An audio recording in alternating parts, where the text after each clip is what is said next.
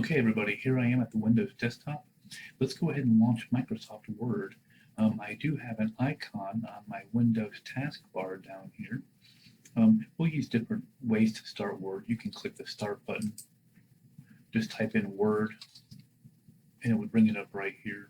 Okay, but for simplicity, I just have it down here in my Windows taskbar. So let's go ahead and click on it. And that's step number one, using one of the methods listed above, launch Microsoft Word, and I have. If the Start screen opens, which it has, click the blank document icon at the top. So there's my blank document. Now, a lot of you may not like this Start screen that comes up. You just want to get to a blank document. Simply go to File and Options, and on the General tab, which I'm already on, I can scroll down and show the start screen when this application starts. So I'll uncheck that and hit OK. And I'll exit Word. When I restart it, I should just get to a blank document. And I do. Okay. So number two, identify the application window components as discussed in the reading above. Okay, at the top here is your title bar, has your file name, which is just document 1, whatever name you're logged in on. These are your Windows control buttons right over here: close, restore, and minimize. Your quick access toolbar is right over here with some common buttons. There's your save button, your undo, your redo, your new file, quick print, okay, print preview, see what your document's going to look like in a piece of paper. This is your quick access toolbar. I'm going to click this button right here, and you can turn buttons on and off.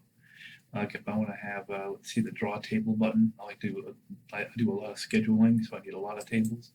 You can put your draw table button up there if you want. Okay.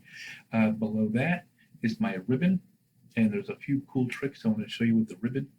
This replaced the olden days of the pull-down menus and drop-down menus. And I can click. The home ribbon is probably where you spend most of your time, so that's usually the default ribbon tab that you want to be on. References, mailings, review, which is your comments, read aloud, track changes. Okay, we'll do all that in later lessons. The different views of your document, we'll cover that a little bit. Developer, don't have to worry about for this lesson. It's for programming. And your help. Okay, I'll go back to home. Now there's 3 really cool tricks with the ribbon. Okay, the first trick is, sometimes people do this one by accident, is they hide the ribbon. Okay, if you like, the home tab is my active tab because it has the blue underline underneath it. If I double click it, if you double click your active tab, you'll hide the ribbon, which a lot of times people do that by accident. So if I double click it, the ribbon goes away, and you can see a little bit more of your screen. If you want to access something from the hidden ribbon, you can click like Layout, go to Margins or Columns or Orientation, and change it to whatever you want. Then when you go back to typing, it disappears again. A lot of people don't like that. Simply go back to the Home tab and then double click it again, and that'll bring it back up. Okay, so double clicking hides it and unhides it. There's also a button right here you can use to hide the ribbon. Okay. Auto hide the ribbon is pretty much what that is. Get it back there. Okay, I think, whoops, get that back. There we go. Okay, I think I can also do a Control F1, also hides the ribbon. I'm old school. I'm back from the old DOS days of the early 90s, mid 90s. So I like my keyboard shortcuts. But yeah, Control F1 also hides and unhides the ribbon. Control F1 hides it, Control F1 brings it back. Okay, so some different ways to hide your ribbon. The second trick I want to show you is that you can scroll through the tabs using the scroll wheel on your mouse. Now, I don't think, maybe you can, but I don't think you could do this on a laptop because you have the little mouse pad. But if you have a scroll wheel on your mouse on like a desktop computer, you can go up here, and I'm moving the scroll wheel back and forth, and that navigates through my different tabs. I actually found that one by accident back in 2007 when the ribbon was first introduced. Okay, so I'll just move the scroll wheel back and forth, and it scrolls through the tabs. Okay, that's your second trick. The third trick with the ribbon is, what if you come into work and your mouse is broken? How can you access all of your tabs up here and access commands using only the keyboard? That's where the Alt key comes in. So if I tap the Alt key, ALT, lower left of the keyboard and lower right of the keyboard, on each side of the spacebar, I'll hit Alt, and that brings up my access keys. Like if I want to go to the Layout tab, I'll hit the letter P on the keyboard. There we go. If I want to do margins, I'll hit the letter M on the keyboard, then arrow down to custom margins, and then I can change, let's say I want to change my top margin to 2 inches for a letter. I can just do 2 right here, hit the tab key to jump around my dialog box here. I'll do left 1.25, 1.25, and clicking OK, I can hit enter. There we go. Now my margins are changed and I didn't use the mouse at all. Okay. All right. Let me go back up here to the Home tab. And I'm going to undo those actions. I can click my undo drop-down arrow, and my margins are back to 1 inch. Okay, so that's a little bit about the ribbon. All right, now the ribbon's broken up into groups. Okay, I got the clipboard group, the font group, paragraph, styles, editing, voice, sensitivity, and editor. Okay, don't worry if you don't have a couple of these. I think there's some new features that were added. But every group has a launcher button where you can access the dialog box. Let's see, I can click here.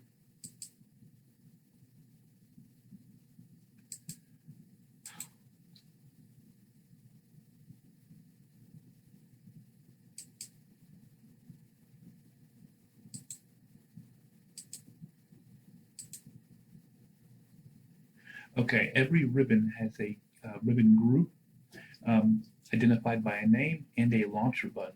So if I want to open up the clipboard group, I can click right here.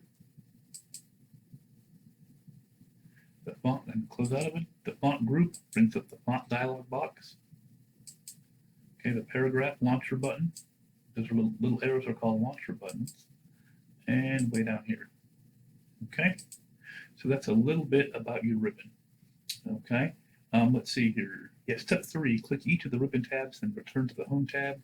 Back in the Home tab, we're good. Number 4, with the Home tab active, click each launcher button in each ribbon group, then close the dialog box. Okay, we just did that. Number 5, perform the 3 ribbon tips in the previous table. We did that. Remember, double-clicking a tab hides it and unhides it. Okay, the Alt key brings up your access keys. I can hit Escape to get rid of that. There we go. And I can scroll through the tabs with my scroll wheel on my mouse. If you have a traditional mouse, you can scroll through your tabs. I'll go back to the Home tab. Okay. Down here at the very bottom is my status bar. Okay, it's got my word count. I can click on that. It tells me the pages, words, characters, paragraphs, lines, any footnotes if I want to include them or not. I'll hit close. And the lower right is your zoom setting. Okay, now my default is set to 100%, but you can change it by sliding, using the slider, and zoom in and out of your document.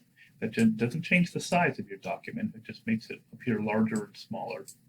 Okay, if you want to set the zoom to a specific number, like 84%, you can click your zoom heading right down here, or your zoom button right down here, and then just type in 84 and hit OK.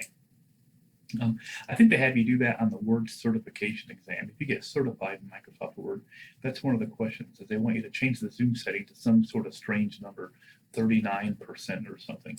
So you just click that down there, type in a 39, and hit OK. Okay.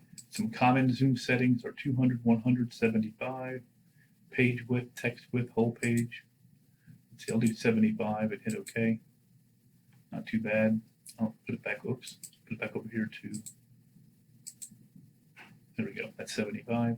I'll put it back over here to 100, which is my favorite. There we go. Okay, it looks good. All right. Number 7, click the Words button in the status bar, then close the dialog box. We did this once before. Now you can click these different buttons down here. A lot of people don't even know that these are buttons down here. You can click the page, number of pages and navigate through your document. You can click the sections. We get into sections in a later lesson, but you can break your document into sections, like chapter 1 section, chapter 2 section, so on. I'll click my words again, it shows me my word count, and I'll close out. Also notice the question mark, you can click it and get help on that. And there it is. And even a little video on it. Use the help system. A lot of people don't use the help system. They just ask somebody, hey, you know how to do this? Okay, use the help system. Learn how to be your own teacher. Okay, all right. Select File and Close from the File tab. And that closes that document. Okay, Word is still open. Word is still running. If I want to exit Word, I can click right up here. And I'm back to my Windows desktop. Okay, so that completes Hands-on 1 Launch Word. Go ahead and do your knowledge check number 1 now by highlighting your answers on your document. And I will see you in the next video.